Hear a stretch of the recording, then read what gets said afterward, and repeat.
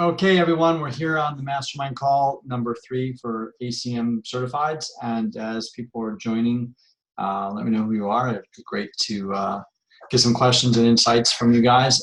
Like I said, this is going to be part one of a 6-part series in the ACM assessment and going through each one of the assessment details, starting with ankle mobility and continuing for the 6 other assessments or the 5 other assessments. So I want to get started with just basically starting out with the ankle mobility. I think you can see my screen. It's one of the tests that we use in the ACM assessment. And I'll tell you just from personal experience, it's probably one of the most important tests to assess anybody, regardless of where their injury is, or their discomforts, or where you may see other dysfunctions or postural compensations. I can tell you early in my career, this was a test I never really looked at and never really took into consideration, especially with people that had back injuries, shoulder injuries, neck injuries. We always kind of started focusing on those extremities or those parts. And I'll tell you a fun story. I had a lady who for years worked with me on some knee and hip problems. She had some hip problems that she was developing, and she was a big exercise person. She was probably in her late 40s. And a big exercise person, trained all the time, did all kinds of stuff at the gym, but was actually her hip was getting worse. And so for years, probably the first couple of years when I started working with her, she would come to my group classes, and I would modify some exercises for her, or really emphasize how to really go after her glute medius or glute function, because she wasn't getting it physically. She wasn't able to get that engagement. And even though she did all the great exercises, she was very limited in external rotation. And I just, only focused on the hip function. And then one day it just hit me. I mean, it was right around Christmas time, I remember, because I had a little bit less going on, and I just had this opportunity to work with her. And I said, I need to check one quick thing. And I just took it for granted. Checked her ankle mobility, and she was literally a half of an inch off the wall with her toe before her heel came up. And I was blown away, because anything further, she would just rotate her knees in. And this became a pretty, it became a big a red flag for me in anyone that was going medial with their femurs, or was going into pronation with their feet like a flat foot, because I thought, gosh, all we think about is the glute function, and which is part of that. But this lady had zero ankle mobility, and she wasn't going to get glute function if she can't get any dorsiflexion, because she can't get hip extension. And so we're going to look at those components and talk about it. So I cannot emphasize enough how important the ankle mobility assessment is, and it's why it's really one of the ones at the forefront of the ACM assessment.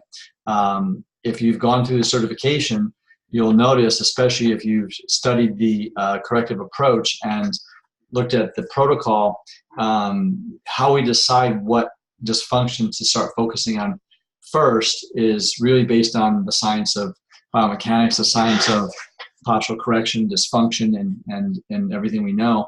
And it's why ankle mobility tends to be the very first dysfunction that we're correcting, regardless of what else is going on in the body, especially if we see an asymmetrical ankle mobility dysfunction. The protocol and the ACM corrective exercise approach is to address any asymmetry first, then move to a bilateral dysfunction, and then into a unilateral stability, single leg stance. But the point is, ankle mobility, even if you find some asymmetry in hips, if the ankle mobility is limited, I would really strongly focus on that first. In the ACM assessment, I'm going to show you this. The protocol says any asymmetry. So if we have bilateral ankle immobility, less than 4, if it's bilateral, 2 and 2 or 3 and 3, and we find an asymmetry in the hip with standing rotation or thoracic rotation, the software will always boot you to the asymmetry first. I do always take a closer look and try to understand is how much of an influence the ankle mobility problem is. And I would really encourage people, if they have any ankle mobility restrictions, really emphasize some ankle mobility corrective exercise for that. And we're going to look at those two in a second. So when we talk about ankle mobility, I've got a few research papers that I've come across that show the validity of this assessment, and it's done in a lot of different ways. I've noticed over the last year or two, I've found people doing different versions of it, but essentially it's a flex knee, bent forward. They call it the jousting movement. You can kneel down and do it. Whatever way you're most accurately going to get the foot in alignment straight and the ankle on the floor as the knee comes forward. The way we do it, it's a quick way with the knee above the standing and knee leaning in. So the validity of this test is highly specific and reliable for determining ankle mobility restrictions, and there's some very, very strong predictors to lower extremity injuries from a limited ankle mobility, which I'll share with you guys that information, that research I found. So again, it's a critical step in the process of assessing dysfunction to not overlook or not take for granted.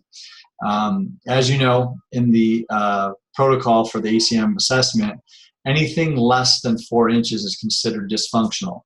Now, there's some research out there that says 5 inches is that number, but the peer-reviewed research is saying 3.9 inches. I don't remember what the millimeters were. You can do the conversion, but that 4-inch mark is pretty close to a 20-degree dorsiflexion angle.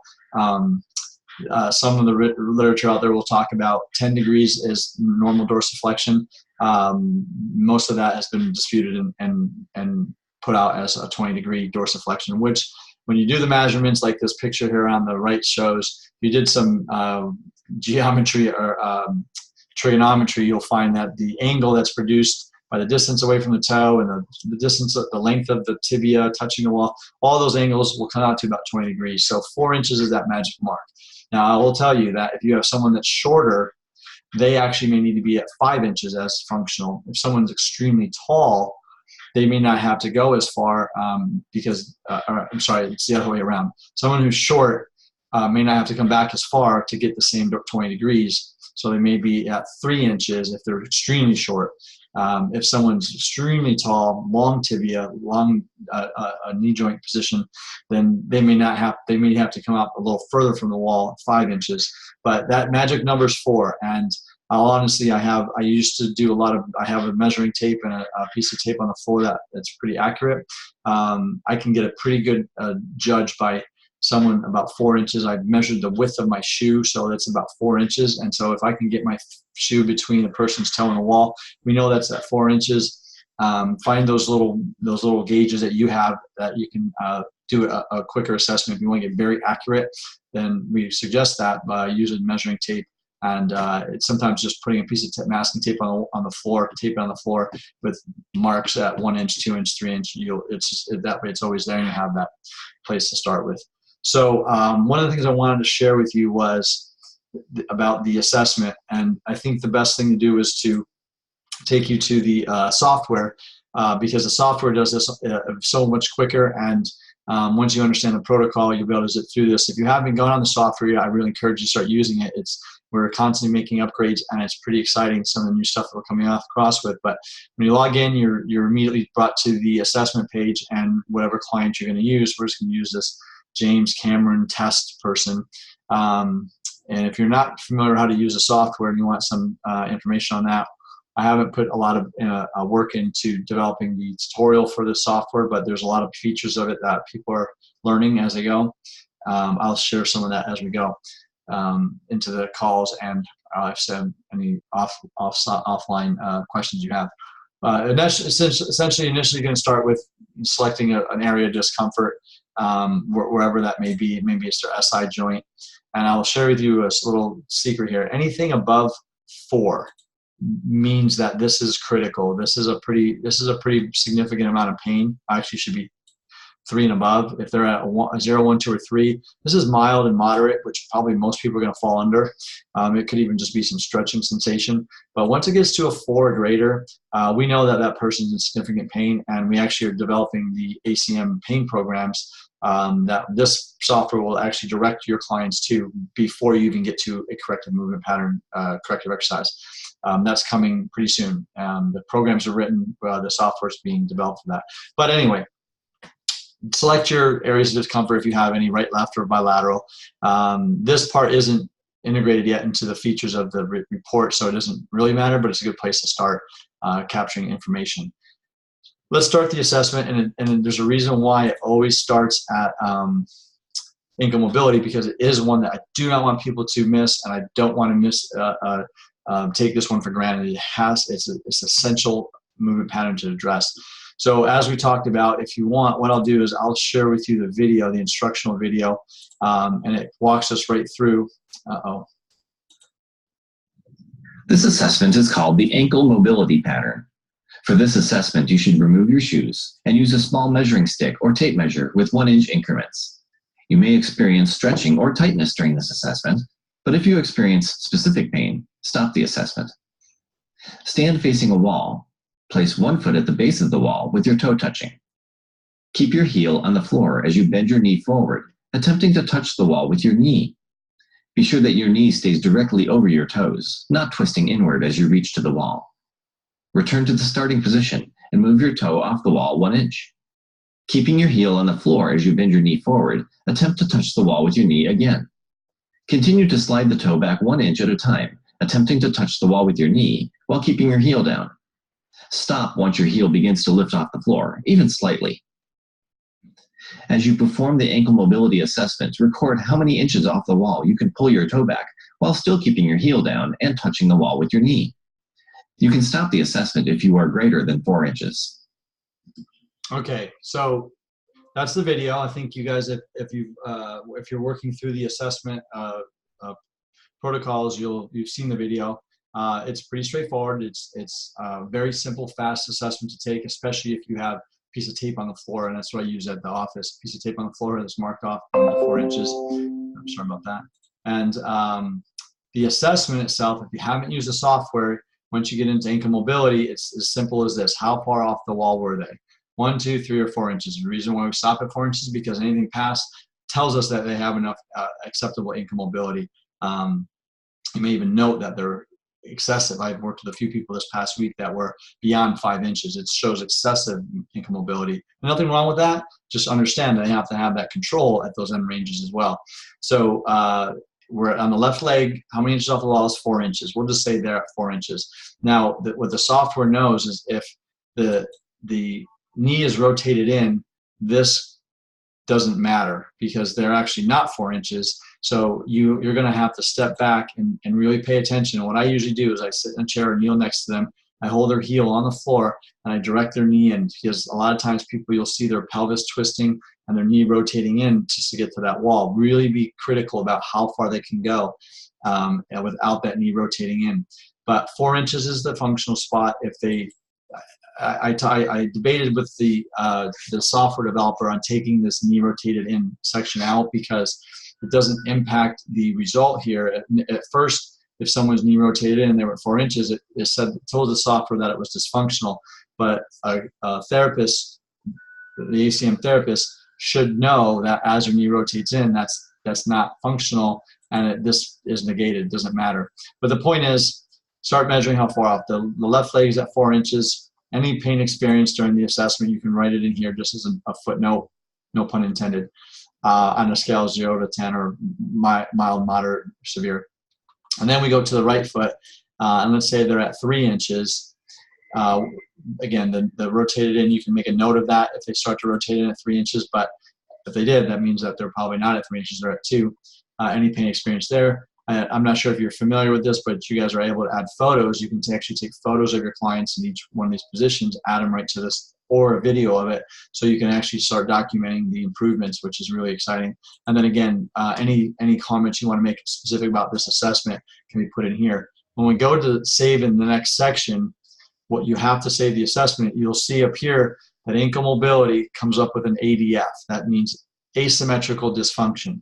You can, if you were doing the assessment, and I've done this a couple of times, which is why I had the software, the developers change this.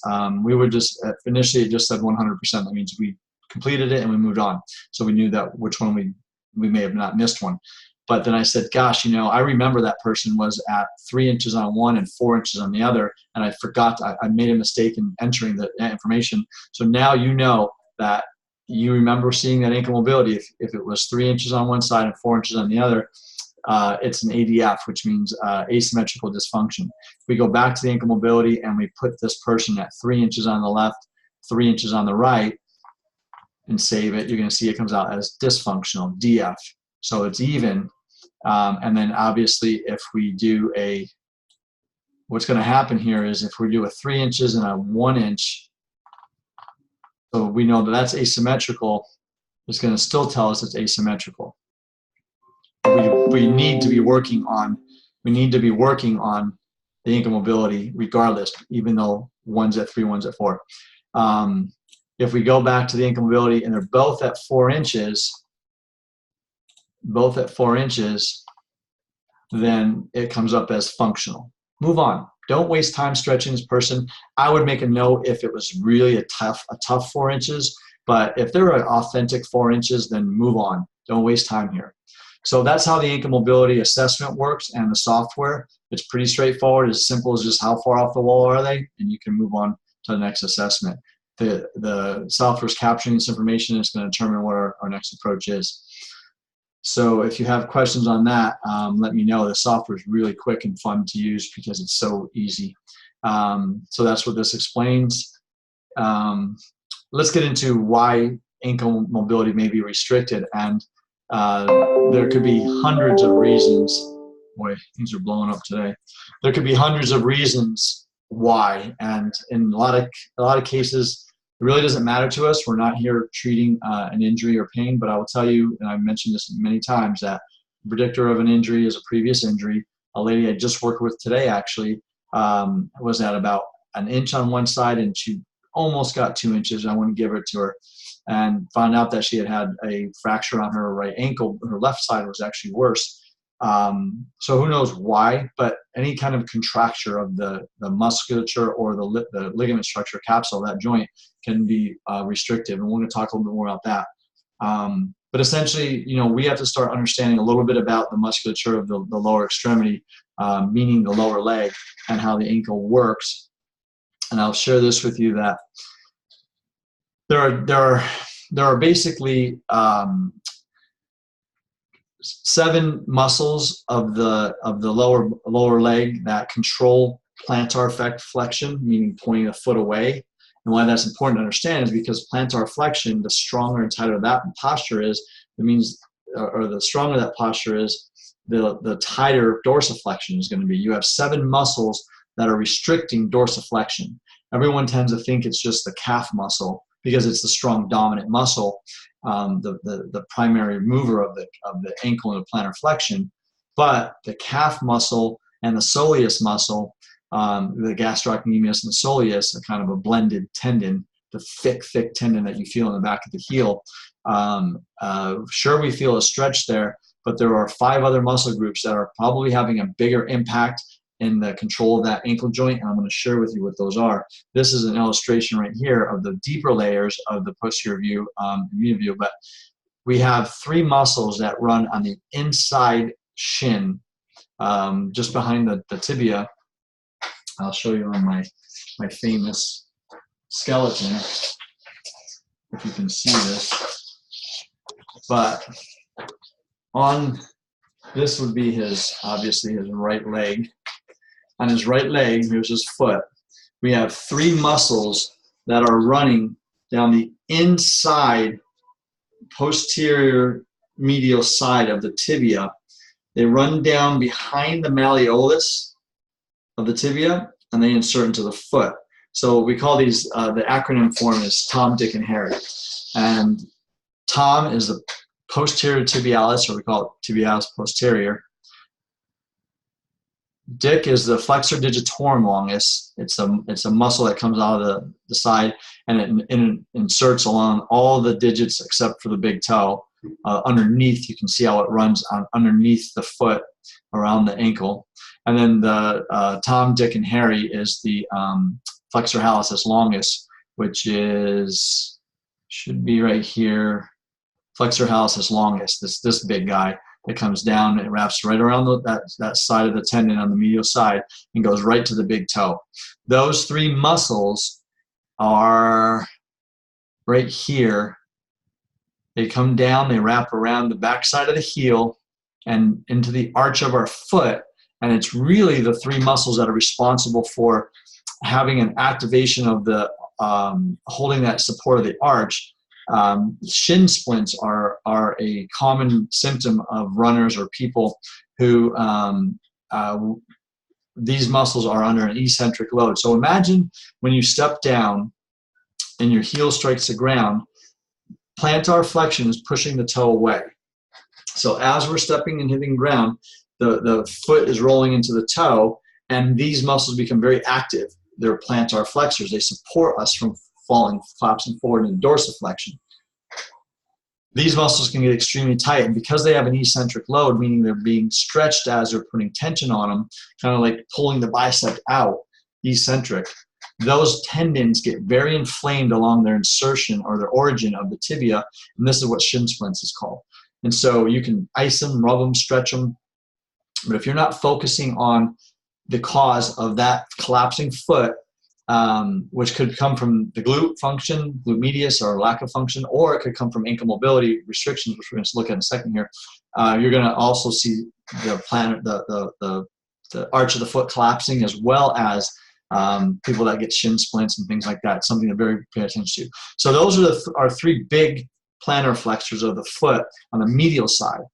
On the lateral side of the foot, here's Tom, Dick, and Harry again. Here you go, Tom, Dick, and Harry. Tibialis posterior, flexor hallucis longus, and flexor digitorum. All three of them insert along the tibia, more on the posterior side, and actually flexor hallucis longus comes off the fibula, but they come across the back of the heel on the medial side underneath the malleolus, a big bony feel. They all group together very close like this, and then they go into their specific attachments. Posterior tibialis attaches right onto the cuboids and helps support that arch. You can see how that muscle is as a supporter of the arch, and if it's collapsing, that means that muscle is being pulled pretty hard. So those are big components to plantar flexion, and also what may be actually extremely tight in someone who has limited dorsiflexion, right? Ankle mobility assessment. The lateral side or outside of the ankle, there are two muscles. The peroneal muscles are, peroneal muscles, however you want to call them. I think they even call them fibularis muscles now. Fibularis longus and fibularis brevis. But essentially, I was taught and learned that they're the peroneus longus, peroneus brevis. Those are the two muscles that come along the outside of the shin. You can feel them right on the edge of your tibia, fibula as they run down, and then the malleolus, the lateral malleolus on the outside of the tibia, outside of the fibula being on the outside here, they run down behind that malleolus. One attaches to the styloid process of the fifth metatarsal, and the other one wraps underneath the foot into those same places. And those are responsible for plantar flexion as well as eversion or inversion. They're responsible for eversion, pulling the foot flat, but they can get stretched and strained in a ankle sprain eversion type inversion where you're rotating your foot out. But just want to give you an insight. Those are the two muscles. They come right behind the malleolus of the fibula, and they attach to the base of the fifth metatarsal bone. And again, this is one of the most commonly fractured bones in the foot, and we have to start asking ourselves, was it some trauma, or was it excessive stress on those muscles? But again, those two muscles combined with the three on the inside, it's 5 muscles that have an influence on plantar flexion. That's what they do, is they're plantar flexors. If you look at the lever system that they create, they wrap around that malleolus, so they pull the foot down in a plantar flexion. They're going to have restrictions in dorsiflexion. They are probably a stronger contributor, as well as the calf muscle. Never can negate the calf muscle. You can see in this picture the calf is that big one that attaches to the back of the calcaneus. I think I have another picture of it here. Yeah, and then the front of our muscles, the front shin muscles, We'll talk a little bit more about these, but you have the Tom, Dick, and Harrys that are in the back, and we have a similar scenario in the front, which is the tibialis anterior. It's a big fat muscle that you feel right in the front of your shin, right next to the tibia. That one runs down and just attaches to the front of the foot toward the medial side of the foot. This muscle is responsible for the holding of the arch as well. The weakness of that muscle can cause the foot to collapse into that position. So it could be a drop foot situation where the nerve is not innervated, or it could just be a weakness of that muscle. And it's one of the reasons why we do very specific ankle exercises to strengthen this group of muscles. These aren't contributors to tightness of dorsiflexion. They're actually the dorsiflexors of the foot. Tibialis anterior, extensor digitorum, and extensor hallucis longus. Just like the posterior ones, these are the ones in the front, the extensors. They're the ones that lift the toe, lift the foot into dorsiflexion. So someone who's extremely tight in dorsiflexion is going to have inactivation or deactivation of these muscles, which are not tight, but they're weak. And so again, this is why our programs are not really about just stretching the tight muscles, but also activation of the weak antagonist groups that aren't having an influence on the movement. So that's the muscle groupage. When you really learn it, it's pretty simple to understand. You have the different posterior groups, anterior groups, but they're broken down into kind of 4 sections. You have the front, the 2 sides, and the back. And the 7 muscles in back are extremely powerful and are really overpowering these 3 small muscles of the front of the foot, which is why we put a lot of emphasis on strengthening and especially the tibialis anterior. But it's a big, important exercise to be strengthening. I'm going to teach you this in a little second. I put together this cool slide. I found this slide that kind of breaks down. There's a lot of stuff going on here, but when you look at it closely, like I said, there's kind of 3 sides that we're really concerned with as far as what could be tight in the ankle. And the medial side are the Tom, Dick, and Harry. We talked about those. The yellow one here, flexor hallucis longus. The blue ones, tibialis posterior and flexor digitorum. Here, again, they're all plantar flexors. The lateral side, the outside of the ankle, are fibularis, or the peroneal, longus and brevis. They're also contributors of plantar flexion. And again, obviously the posterior group, which is gastroc and soleus. Plantaris is a long, skinny muscle. I would say don't worry about plantaris or what group it is. We just understand that there's 3 essentially groups here that are contributing to plantar flexion that can have a big influence in someone's limited dorsiflexion. Make sense? So if we flip that around, we can look at what's causing or what muscles are activated in dorsiflexion, which is the extensor hallucis longus, which really is more of a toe flexor. Not really, it doesn't have a big contribution to ankle dorsiflexion. It's more about toe flexion, which is why it's separated here. But tibialis anterior and the extensor digitorum longus. I didn't talk to you about the fibularis or the peroneus tertius. It's a small, little, tiny muscle in the front of the foot. It doesn't have a strong contribution. It's not a big, powerful muscle. And a lot of times I call these muscles proprioceptive muscles. We'll talk about that in a second. But again, the 7 muscle groups that contribute to tightness of dorsiflexion and the 3 small groups that really influence the activation of dorsiflexion. I just want to give you a picture of that so you can understand what we're up against when we're looking at increasing ankle mobility, dorsiflexion ankle mobility. We also have to understand and think about the capsular and ligament support of the ankle, which is tremendous because our entire body weight is born on 1 foot as we're moving. There's a lot of ligament structure that supported it, and it's pretty hard to come across anybody that hasn't sustained an ankle sprain.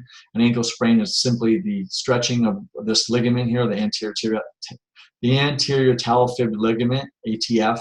It's pointed right in the front of the ankle, and it's typically the first portion of that ankle that's, as the ankle is rolled out, that's the first ligament that will usually tear.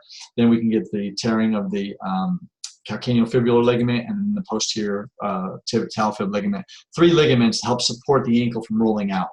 And it's kind of a circuit breaker. The first one is the front, side, and back. If it's a significant, severe sprain, you'll probably tear all 3. But most people will sprain that anterior talofib ligament. And again, it happens, and we have to expect that. And I can guarantee that the majority of people that have really significant ankle mobility restrictions have had some history of ankle sprains or some trauma to their ankle joint.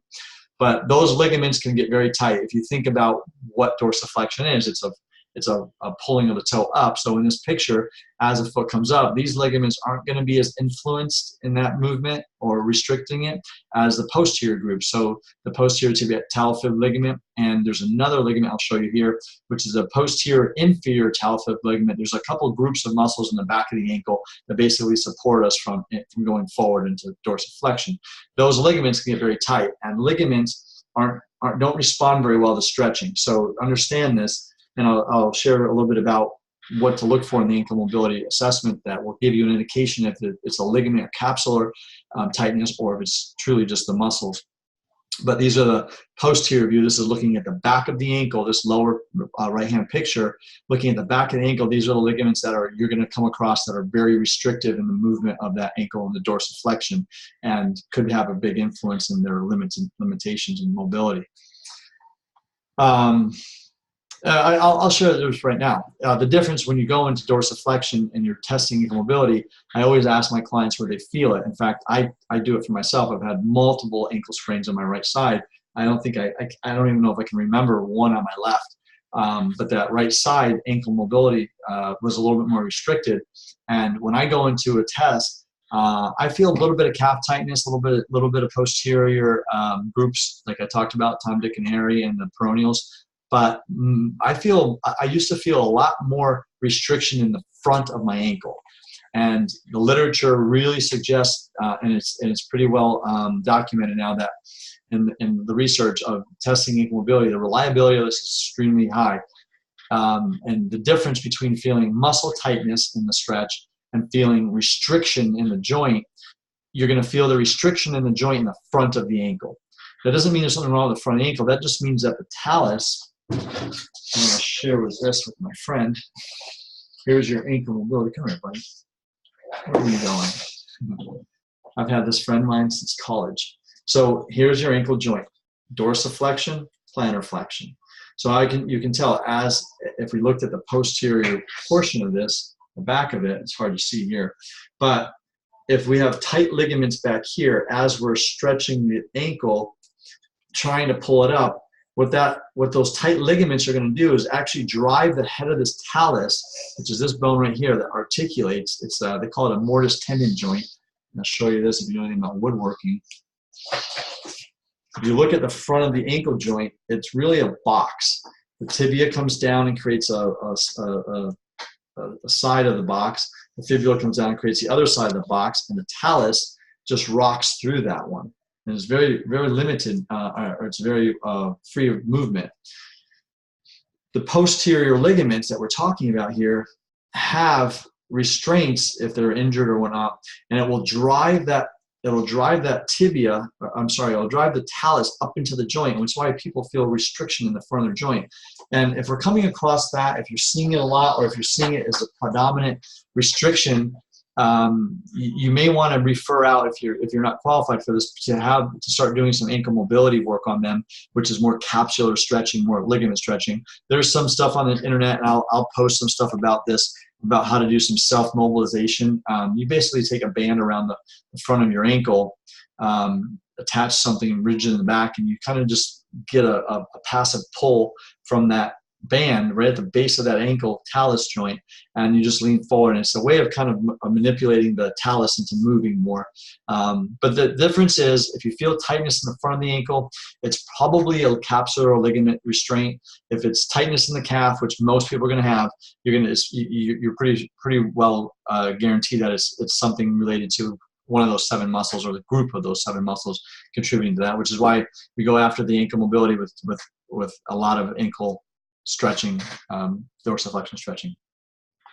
One thing I will share with you is this. Our big toe. We talked about the joint by joint approach. The ankle mobility should move, the foot's a stabilizer. The ankle joint should move, the knee should be stable, the hips should move. If we go down the chain to the foot, The big toe, the great toe, if you look at your toes, there's a reason why your big toe is bigger than the rest, considerably bigger, because that's the toe that we should be toeing off with. In order to get proper gait mechanics, that big toe should be at least, I've seen different literature, this one talks about 80 degrees of extension in the toe, great toe. I've seen some that say 60, 70, but within 60 to 70, 80 degrees of great toe flexion is what we should see. People with bunions, people with plantar fasciitis, any kind of ankle mobility restrictions, people with flat feet, you want to look at toe flexion, because if they're not getting that, and again, remember, we have two muscles. We have one big muscle that comes from the back of the leg, the flexor hallucis longus, that wraps all the way down to the front of that toe, and that can be very restricted and tight. Again, part of the tightness in the dorsiflexion. So you're going to get some ankle mobility restriction, or you're going to see some ankle mobility restrictions along with great toe flexion. It's an important exercise to work on. There's some cool exercises you can do for that one. I actually have one that I'll post for you guys that I do a lot if I find someone that come across that. It's just basically a toe wall stretch. Put your toes on the wall and let your foot drop. It takes a little work there, but again, think about this. For every muscle that's tight, holding a joint from moving, there's a muscle that's weak. So if you're going to be stretching the flexor hallucis longus, you've also got to be strengthening the extensor hallucis longus, which is the opposing muscle, which is toe lifts, stuff like that. The same muscles that we're using for influencing dorsiflexion activation. So this is something important to keep in mind too and look at when it comes to finding these ankle mobility restrictions. You may find some people with great toe flexion restriction, and this is something to really focus on for people. I find this a lot with plantar fasciitis people beyond the ankle mobility restriction. What else is implicated in dorsiflexion? So I've told you, and you've read through my ACM assessment protocols, all of our assessments aren't individual. They really tell us a lot about what's going to happen in the next one. And what I find is people that have really poor ankle mobility will have a very poor backward bend pattern. And do you understand why? Because as we go forward in the hip extension, which we're seeing here, you also have to go into dorsiflexion. Someone who doesn't have dorsiflexion, they're going to find another way to cheat. And I guarantee you're going to see excessive lumbar curvature, very tight thoracic back, but you're not going to see hip extension. You're not going to see hip extension extenuated here if they're very tight in dorsiflexion, and reverse. If they're tight in hip extension, they're not going to be able to get dorsiflexion. Think of the gait pattern as someone's walking, that foot's coming back behind them, the hip's going into extension, the ankle's going into dorsiflexion. Both of those can have an influence on them. I had to throw the balls in the air and say which one's more important. I will always go after ankle mobility, and the reason is because when we test ankle mobility, we're breaking the plane of the knee. We're not looking at the muscles that contribute to, and I'll show you this in a second, we're not looking at the muscles that contribute above the knee joint, because if they have true ankle mobility restrictions, it's something going on in those 7 muscles or those ligament structures of the ankle, and that's not going to be corrected by just improving ankle or hip extension. It could have an influence, but it's going to be a little bit longer to get there. So looking at someone with that has tight ankles, dorsiflexion restrictions, they're probably going to have some restrictions in the hip flexors, which are our adductor groups. There's 5 adductors. We've got the acronym is peanut butter leaves me gagging. Peanut butter leaves me gagging. Pectineus, adductor longus, adductor brevis, and adductor magnus, and then gracilis. You can memorize those some other time, but peanut butter leaves me gagging. Peanut butter, where is it? Oh, they don't have pectineus in here. Oh, here it is. Pectineus, adductor brevis, longus, and adductor magnus, and then gracilis comes down the side. The adductor group brings the legs together, but it also lifts the leg up, hip flexion. So if someone's tight in ankle dorsiflexion, you can expect them to be tight in hip extension, which means the other muscles that contribute to hip extension, hip flexion, or that can be tight, are the adductors. And we're going to find a lot of adductor tightness because they're strong, dominant muscles. They over-dominate a lot of things.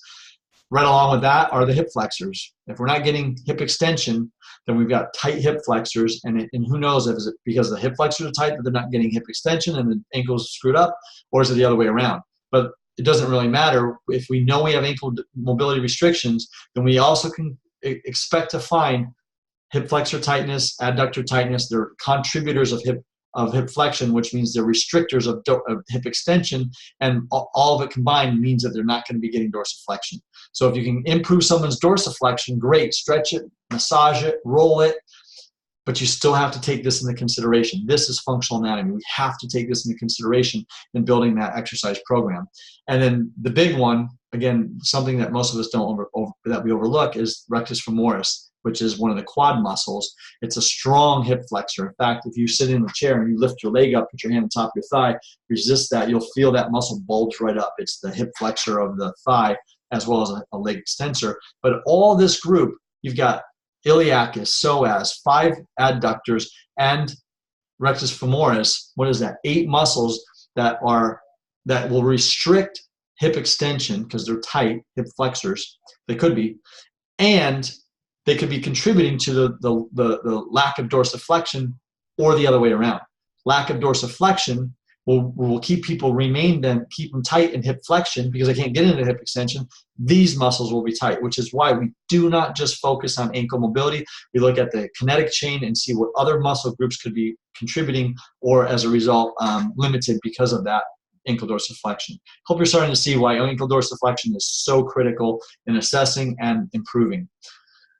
Let me look at this. This is just another view of the musculature of the quad. Here's the adductors, the rectus femoris, the hip flexors. They all contribute to tight hip flexion, or I'm sorry, tight hip extension, or they improve hip flexion. So they have an important component to that. In building the understanding of corrective exercise, we have to take these into consideration because they have an influence. Understand why? Just another picture of this. I pointed this out very specifically, the pes anserine group. And pes anserine, this is the name, how you say it. Don't ask me how to spell it again. But those are a combination of 3 muscles that come off the hip and attach to the tibia. They pass 2 joints, the hip socket and the knee socket. So they have a contribution to some tibial movements, as well as possibly lack of hip flexion, hip extension, and hip dorsiflexion secondarily. But they're one of them. You have sartorius, which is a big muscle that comes off of ASIS. It wraps all the way around the frontal leg. It helps in hip flexion, leg extension, and internal rotation. But you also have the hamstring muscle, and then the adductor muscle, gracilis, comes down around there too. Again, they all work together to lift the leg up. They have a contributing factor in hip and leg extension. So they are part of this whole group, just to point it out. When we talk about the posterior group, this is what I was getting at earlier, was I'm not going to really consider the gastroc passes the knee joint. It's up above the knee joint, and the hamstrings come down and pass below the knee joint. So if they're both super tight, they're going to restrict knee extension, straightening of the knee out, and that can have an impact too. So if someone has extremely tight hamstrings, it could also influence their inability to get dorsiflexion. But we know, and I hope you guys are learning this, and we're going to talk about this later when we get to the toe touching pattern, how little influence the hamstring has in stretching and improving this stuff. There's a reason why that hamstring's tight, but it will contribute to the lack of knee extension, which is also synonymous with dorsiflexion because of the kinetic chain. So just keep that in mind. It's not just those calf muscles we talked about. Everything above that chain is very important to realize. I pointed this out. This is the hamstring group. I think I was going to talk more about this in the toe touching pattern. In fact, I'm going to. I don't really think about how the hamstring function in the ankle mobility restrictions, other than it passes the knee joint, and it can be a contributing factor, especially if the hamstrings are a synergistic dominant muscle and movements of the hip. This is just an example of where dorsiflexion is so critical. Just in our basic gait pattern, if you look at the black lined gait, as we go into the forward swing, the initial contact, we're in dorsiflexion, about to drop into plantar flexion, mid stance for neutral. Then we go into that terminal stance, and this is a critical part, and this is what I'm trying to emphasize, is that in order to walk with a long stride length, an acceptable stride length, we need to have hip extension, knee extension, and dorsiflexion. They all work together. So someone who's tight in the adductor group, the hip flexors, could be tight in the ankle, or vice versa, and that's usually what we tend to find. Someone who has restricted dorsiflexion isn't going to get a long stride length. If they do, they're going to find a compensated pattern, which is usually feet out, flat arched, okay? Walking down the stairs, another great area where you can see people complaining of like knee pain, anterior knee pain, because they're not getting the dorsiflexion they need to take that step down. So their knee shifts forward, just like we teach people about lunging. Don't lunge forward with your knee over your toes. Well, that's what you're doing in a descending pattern on the stairs. And so tight ankles are going to put tremendous strain on the knee joint, as well as a forward flexion of the torso. Step ups as well. You can see a squat. I think you guys have an understanding that ankle dorsiflexion is critical in basic functioning of the day. We're not talking about high level movements. I was explaining this to a lady who was sitting in a chair talking to me. I said, just getting out of that chair, your ankle mobility restrictions are causing you to get up differently, which is why she has so many aches and pains everywhere else. And again, going back to our conversation in the last mastermind about chronic pain, we don't look at the pain area. In fact, I don't know what was going on with her. She had x-rays and MRIs for all kinds of stuff. She had some referral pain down her leg. She had a doctor look at this a year ago, this and that.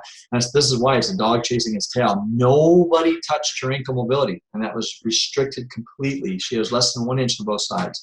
No one touched it. All right. This is just a breakdown. I'm going to give you this slide. I'm going to send you this PowerPoint for you guys so you have it. But what I wrote here is kind of in columns. It kind of represents the slide that I showed you earlier. But tight, limited, restricted muscles tend to be in these groups. We've got the medial side we talked about, Tom, Dick, and Harry. The lateral side, the peroneals, perineals, the fibrillaris, what do you want to call them? The brevis and longus, those are on the outside. And then obviously the gastroc and soleus. I would probably highlight gastroc and soleus as the main, and then plantaris is a small skinny muscle that doesn't have big influence as much as those guys. And also the anterior pelvis, the hip flexors and adductors, again, those can be tight and restricted, which limit extension, which limit dorsiflexion. You see where this is going. So just so a reference, keep this slide in mind when you're working with someone. Why are we doing certain exercises that have nothing to do with the ankle? Because it has an influence on the other parts of the components of the body. The weak inhibited muscles, the ones that aren't very active or aren't able to be active, they may be strong, but they're strong in only a small range because of that lack of motion, are the anterior group, the tibialis anterior, the peroneal tertius. I'm going to actually highlight this in bold and these two in bold. This guy is a minimal player in the picture. In fact, I'll even tell you that extensor hallucis is a minimal player in the picture of dorsiflexion. It's primarily tibialis anterior and extensor digitorum longus, two muscles in the front of the shin that are predominant in the lifting of the toe.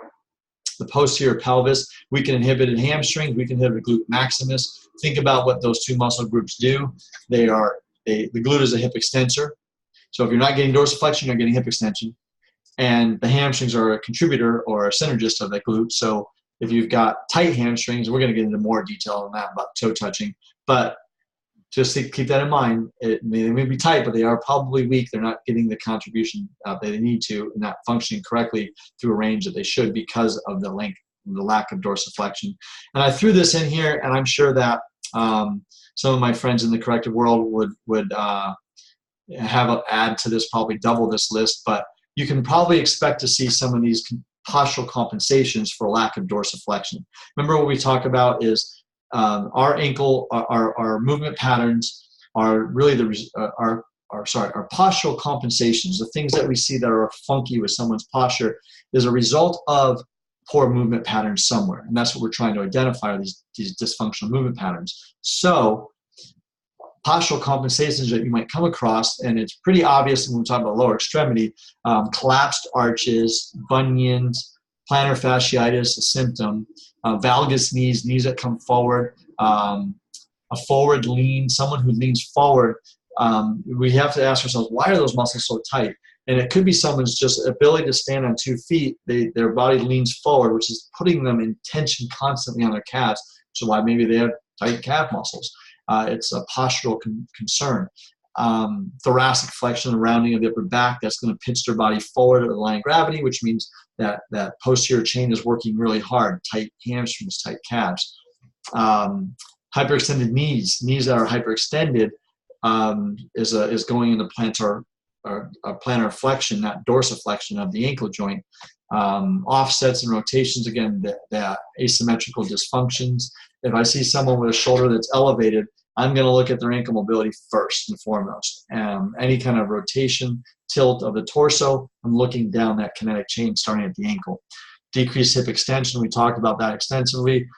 Forward lean in the squat, their body falls forward, and it's usually a compensation in the inability to get the ankle moving.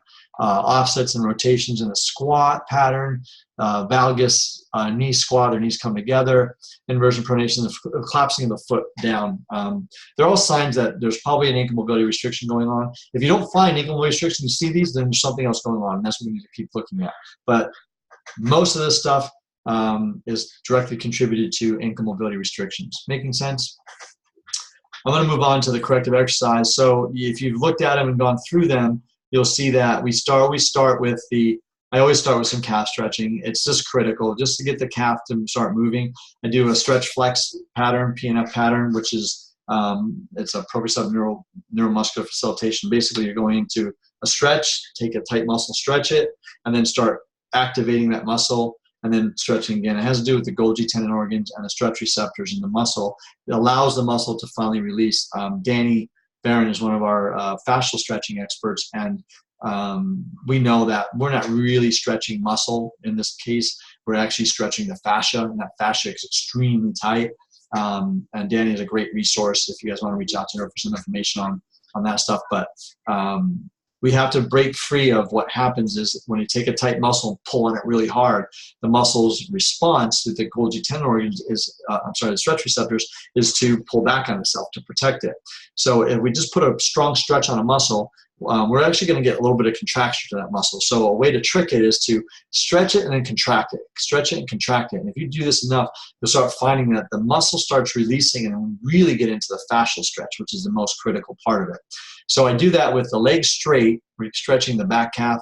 Then I do that with the knee bent, gastroc, soleus. And actually, when we're going into this bent knee position, we're actually eliminating any of the gastroc contribution, and we're going after those other 5 muscles on the sides, the medial and lateral side. So it's important that we're doing a bent knee calf stretch. In fact, I'll tell you, I spend more time in the bent knee one than I do in the standing. But then I'll take someone to a wall drop, and I will recommend this for anybody who has any restrictions. Even if you have a waiting room, forget the chairs, get them on a wall drop, because the wall drop has such an influence on that passive stretch to the calf. And over time, especially over a long period of time, watching TV, why not just stand on a wall drop? I always throw this in to get the bilateral engagement, and it's also influencing hip extension and the line of gravity for the wall. It's a critical exercise. So the first 3 exercises are really going after some good ankle mobility. This just kind of brings everything to center and puts it in a pattern that's bilateral. And then we start looking at what else do we do to influence the other groups of muscles.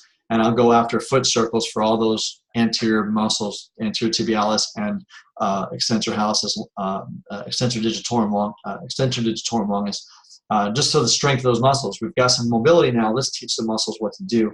So foot circles, we can do them standing, sitting, do a lot of ankle dorsiflexion. I'll share this with you. In the wall drop, I will actually have people actively lift their toes while they're standing here and lock their knees. Locking your knees is getting knee extension, which is hip extension, which is dorsiflexion. So I'm activating anterior tibialis and I'm activating the quad extensors and the glutes while I'm in this position to re-emphasize what the body is supposed to do when it's in dorsiflexion. You're forcing someone into a deep pattern of dorsiflexion. We have to tell them that, hey, we need some glute engagement, we need some quad engagement here, and anterior tibialis engagement to reestablish what that movement pattern is. So the wall drop is a great tool to get that next step from getting the ankle to actually move then telling the rest of the body what to do with it. So not just standing here. I'll actually do glute contractions. I'll actually do toe lifts. I'll actually do quad contractions in this position to activate those weaker muscles. The foot circles, and then we go into the active bridges, and you can probably understand why.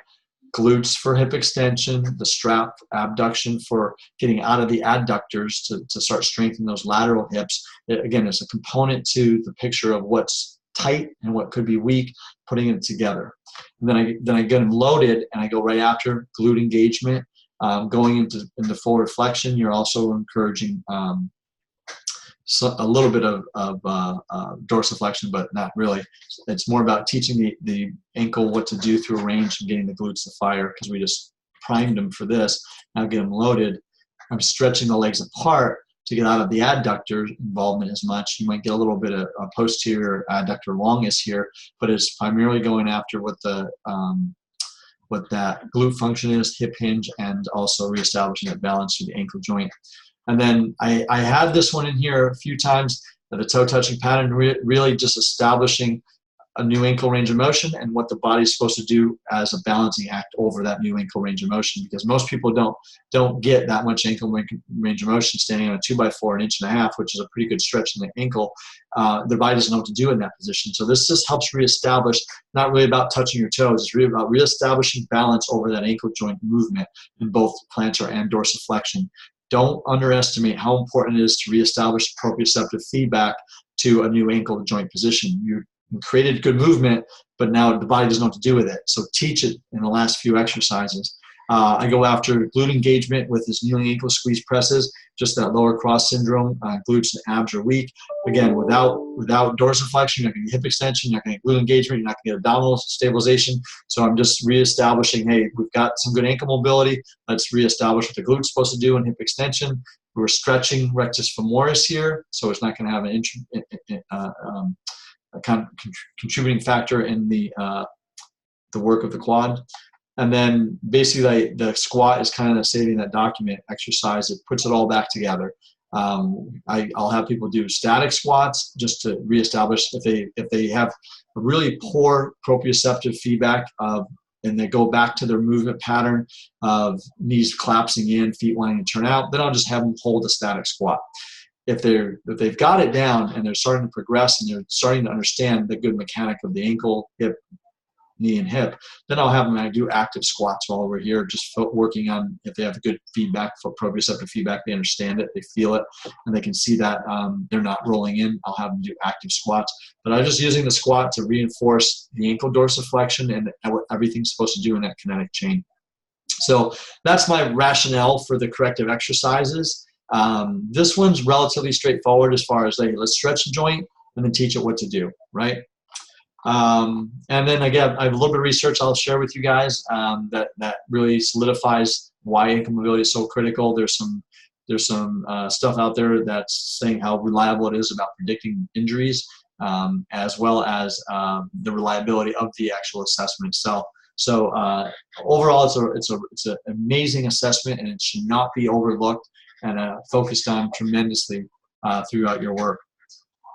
So really feel free to ask me any questions if you have, and start working on the software using that ankle mobility assessment tool. And then any questions you guys have, any insights, or even anything you found that really helps your clients with ankle mobility, improving ankle mobility, is a great, share it with us. I will tell you that I just lost my train of thought.